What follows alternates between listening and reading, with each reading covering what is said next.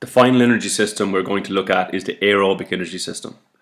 Unlike the other two systems, oxygen is present during the creation of energy in this system, hence the name aerobic system.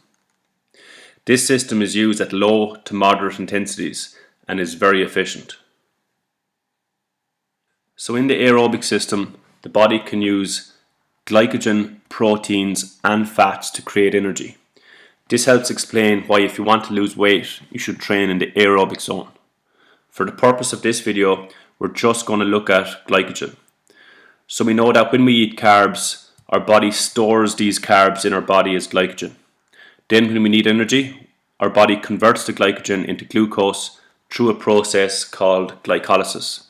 Because oxygen is being used in this process, it's called aerobic glycolysis.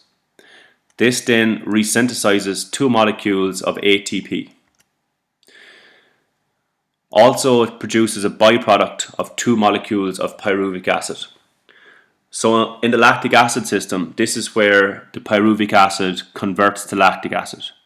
However, in this system, oxygen is being used, so the pyruvic acid does not convert to lactic acid. Instead, it enters what's known as the Krebs cycle. And the Krebs cycle is like the body's power station.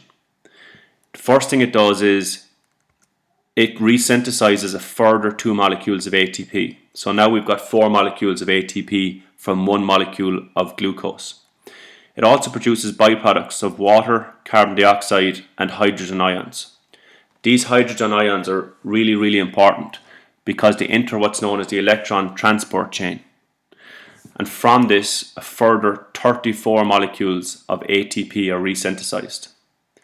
So you can see that this is a really efficient system. From one molecule of glucose, we now have 38 molecules of ATP. The aerobic system is the most efficient system we have in the body. It's quite similar to the lactic acid system up until pyruvic acid is formed.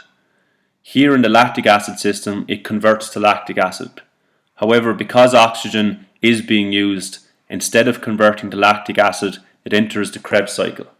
The Krebs cycle is key in the aerobic energy system because this, like I said, is like the power station in the body.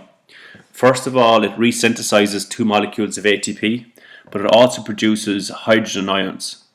These hydrogen ions then enter what's known as the electron transport chain. Here they are charged with potential energy, and this potential energy is able to resynthesize a further 34 ATP molecules. You can use this energy system at low to moderate intensity for hours.